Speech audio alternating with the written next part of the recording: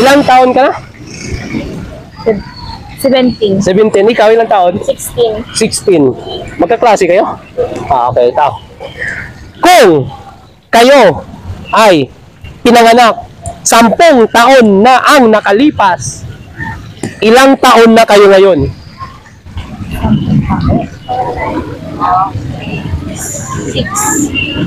Ano? 6. 6, ikaw? Ay, nakalipas. 10 taon? Nakalipas? Lang. Nakalipas. Ano? Ano rin? 7?